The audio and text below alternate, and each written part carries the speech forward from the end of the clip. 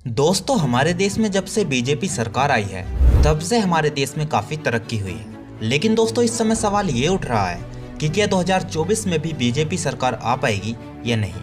अगर हम पिछले कुछ सालों का एनालिसिस करके देखें तो बीजेपी सरकार ने कुछ ऐसे काम भी किए हैं जिनसे जनता को काफी दिक्कतों का सामना करना पड़ा है। तो चलिए दोस्तों, आज की इस वीडियो में जानते हैं कि क्या 2024 में भी बीजेपी सरकार आ सकती है या नहीं। मैं आपको विश्वास दिलाता हूं, आने वाले 5 साल में देश पहले 3 वैश्विक इकोनॉमी में अपना जगह ले ले। ये कैसे नहीं भरा सक रहे हैं अभी। तो ये हाल है मोदी का। छत्तीसगढ़ में जो बीजेपी वालों को लफड़ा पार्टी। तो सबसे पहले हम ये जान लेते हैं कि आज जो हमारे प्राइम मिनिस्टर हैं यानी कि नरेंद्र मोदी, आखिर इन्हें लोकसभा चुनाव में कैसे लाया गया था। दोस्तों, नरेंद्र मोदी को जो बीजेपी में लाने वाले इंसान हैं वो हैं अमित शाह, जो कि इंडिया के होम मिनिस्टर हैं। मैं आपको बता दूं कि नरेंद्र मोदी प्रधानमंत्री बनने से पहले 2001 से 2014 तक भारतीय जनता पार्टी के गुजरात में मुख्यमंत्री रह चुके हैं। इसलिए इनकी कम्युनिकेशन स्किल्स और फैन फॉलोइंग को देखकर अमित शाह ने इन्हें भारत का प्रधानमंत्री बनने का ऑफर दिया और बीजेपी की तरफ से लोकसभा चुनाव लड़ने को कहा। और नरेंद्र मोदी ने इस ऑफर को एक्सेप्ट करके इलेक्शन लड़ा और 543 सीटों में से 282 सीटों से चुनाव को जीता। अगर हम 2019 के चुनाव को देखें तो उसमें भी भारतीय जनता पार्टी ने 303 सीटों से जीत हासिल की थी। लेकिन इस बार जो इलेक्शन होने जा रहे हैं वो जरा हटके होने जा रहे हैं। ऐसा मैं क्यों कह रहा हूँ वो आपको आगे इस वीडियो में पता चल ही जाएगा। तो अब जरा उन चीजों पर भी गौर कर लेते हैं जिनसे भारत की जनता को काफी दिक्कतों का सामना करना पड़ा है। हमारे देश में जब से बीजेपी सरकार आई है तब से महंगाई का स्तर भी बढ़ता गया है। जो गैस सिलेंडर पहले 450 रुपए का मिलता था वो आज की डेट में 1100 से 1150 रुपए का मिलता है। मैं आपको बता दूं कि भारत के अंदर जो सबसे महंगाई बढ़ी है वो बीजेपी सरकार में ही बढ़ी है। इसके अलावा बीजेपी सरकार आने से लोगों को नोटबंदी जैसी दिक्कतों का सामना भी करना पड़ा है। और जब से बीजेपी सरकार आई है तब से अब तक 2 बार नोटबंदी हो चुकी है। इन सब चीजों के अलावा अगर हम इस समय भारत पर कर्ज की बात करें तो भारत पर इस समय 5,20,000 करोड़ का कर्ज है। इन सब चीजों के अलावा बीजेपी सरकार किसानों के लिए MSP कानून को भी लाई थी, मिनिमम सपोर्ट प्राइस, जिससे किसान सहमत नहीं थे। और जब किसानों ने इस चीज को हटाने के लिए मांग की और धरना प्रदर्शन किया तो उसमें 700 से ज्यादा लोग मारे गए। और बीजेपी सरकार में जो छोटे कारोबारी थे उन्हें भी GST की वजह से अपने कामों को बंद करना पड़ा। तो दोस्तों, ये तो थी वो चीजें जिनसे जनता को और किसानों को दिक्कतों का सामना करना पड़ा। अब जरा बीजेपी सरकार की उन चीजों पर भी नजर डाल लेते हैं जिनसे भारत की जनता और हमारे पूरे देश को फायदा हुआ है। तो सबसे पहला जो हमारे देश को फायदा हुआ है वो है रिलेशन। जी हाँ दोस्तों, इस समय भारत के हर देश के साथ ऐसे संबंध बन चुके हैं कि अगर भारत आधी रात में भी किसी देश से मदद मांगे तो कोई मना नहीं करेगा। हमारे देश को जो दूसरा सबसे बड़ा फायदा हुआ है वो है भारत की अर्थव्यवस्था, जिसमें काफी सुधार हुआ है। अगर हम भारत की इस समय अर्थव्यवस्था को देखें तो भारत इस समय 5वें नंबर पर है। बीजेपी सरकार आने से पहले भारत की अर्थव्यवस्था 10वें नंबर पर थी, जिसको हम इस समय GDP के नाम से भी जानते हैं। हमारे देश में इतनी तरक्की कैसे हुई वो मैं आपको बता देता हूँ। अभी जो मैंने आपसे थोड़ी देर पहले कहा था कि भारत में महंगाई का स्तर काफी तेजी से बढ़ा है, तो उसका सबसे बड़ा रीजन ये है कि भारत में पैसे की वैल्यू को बढ़ाया गया है। अगर हम आज के टाइम में दुनिया के सबसे अमीर देश अमेरिका की करेंसी को भारत की करेंसी से कंपेयर करें तो इस समय हमारा 1 रुपया अमेरिका के 0.012 डॉलर के बराबर है और अमेरिका का 1 डॉलर हमारे 82 से 83 रुपए के बराबर है।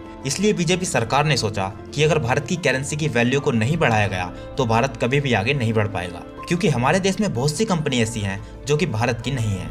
जो भारत की GDP 2010 में 1.6 थी वो आज 6.3 हो चुकी है और भारत दुनिया के टॉप 5 अमीर देशों की लिस्ट में भी आ चुका है।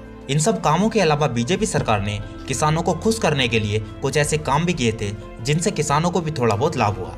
जैसे बीजेपी सरकार ने एक योजना चलाई थी जिसका नाम था प्रधानमंत्री फसल बीमा योजना। इस योजना में होता यह है कि अगर किसी किसान की फसल मौसम या फिर किसी प्राकृतिक आपदा की वजह से खराब हो जाती है तो उसमें किसान को एक अच्छा मुआवजा दिया जाएगा। और भी काफी सारी ऐसी योजनाएं हैं जिनसे किसान लाभ उठा सकते हैं। और अगर हम भारत के अंदर सड़कों की बात करें तो बीजेपी सरकार इस समय 200 से भी ज्यादा नेशनल हाईवे बना चुकी है। तो दोस्तों, ये तो थे बीजेपी सरकार से होने वाले फायदे और नुकसान। अब जरा ये देखते हैं कि इस समय जनता किस पार्टी की तरफ ज्यादा सपोर्ट में है। पहले ये जान लेते हैं कि अब की बार लोकसभा चुनाव में बीजेपी, BSP, SP और कांग्रेस में से किन किन की टक्कर होने वाली है। 2024 के चुनाव जिस तरह से नजदीक आते जा रहे हैं, इस तरह से लोगों के अंदर ये जानने की उम्मीद भी बढ़ती जा रही है कि किस पार्टी की तरफ से कौन कौन खड़ा हो रहा है। तो मैं आपको बता दूं कि इन सभी पार्टियों की तरफ से वही लोग लोकसभा चुनाव में प्रधानमंत्री बनाए जाएंगे जो ऑलरेडी इस पद पर रह चुके हैं या फिर इस पद पर है, जैसे राहुल गांधी, मायावती, अखिलेश यादव या फिर नरेंद्र मोदी। अब बात ये आती है कि जनता किस पार्टी की तरफ ज्यादा सपोर्ट कर रही है। टाइम्स ऑफ इंडिया के मुताबिक इस समय सिर्फ 2 ही ऐसे नेता हैं जिनमें टक्कर चल रही है। पहले नरेंद्र मोदी और दूसरे राहुल गांधी, जो कि कांग्रेस पार्टी से बिलोंग करते हैं। जी हाँ दोस्तों, राहुल गांधी को तो इस समय भारत का हर इंसान ही जानता है और भारत के अंदर जो सबसे पहले सरकार बनी थी वो भी कांग्रेस की ही बनी थी, जिसमें पंडित जवाहरलाल नेहरू जीते थे। इस समय कांग्रेस पार्टी की तरफ से 3 ऐसे लोग हैं जो इलेक्शन में खड़े होते हैं। पहले है राहुल गांधी, दूसरी है सोनिया गांधी और तीसरी है प्रियंका गांधी। लेकिन इन तीनों में से लोकसभा चुनाव के लिए सिर्फ राहुल गांधी को ही प्रधानमंत्री के रूप में चुना जाता है। मैंने इस वीडियो में राहुल गांधी का नाम कई बार ले लिया है, तो अब जरा इनके बारे में भी थोड़ा डिटेल से जान लेते हैं कि राहुल गांधी आखिर हैं कौन। दोस्तों, राहुल गांधी इस समय संसद के एक सदस्य हैं जो हर बार लोकसभा चुनाव को लड़ते हैं। 2019 के इलेक्शन में भले ही राहुल गांधी प्रधानमंत्री नहीं बने, लेकिन आज भी राहुल गांधी को एक सक्सेसफुल लीडर के नाम से जाना जाता है। राहुल गांधी भारत के पूर्व प्रधानमंत्री राजीव गांधी के बेटे हैं।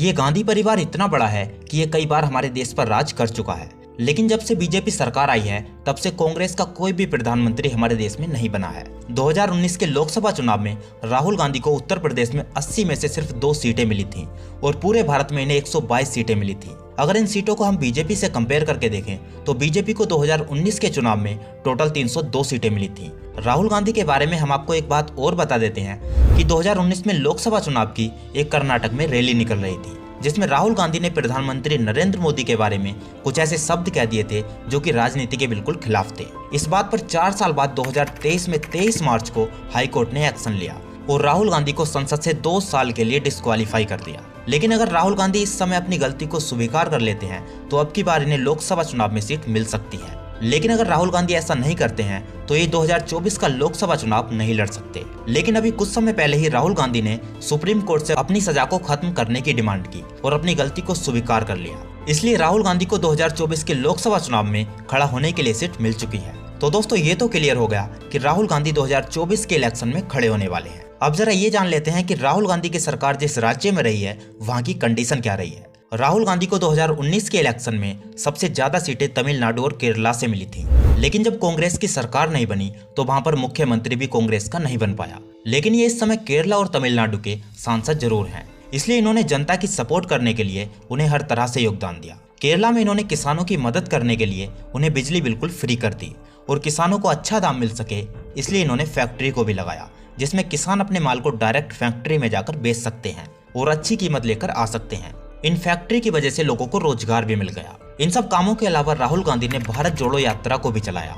इस यात्रा में राहुल गांधी भारत के सभी राज्यों में जाकर किसानों के साथ समय बिताएंगे और वहां की जरूरतों को समझेंगे और लोगों को एक साथ मिलकर रहने को कहेंगे। ये यात्रा 7 सितंबर 2022 से शुरू की गई थी और अब तक राहुल गांधी कई राज्यों को कवर कर चुके हैं। तो दोस्तों, ये तो थी राहुल गांधी की वो योजनाएं जिनसे किसान और आम आदमी लाभ उठा सकते हैं।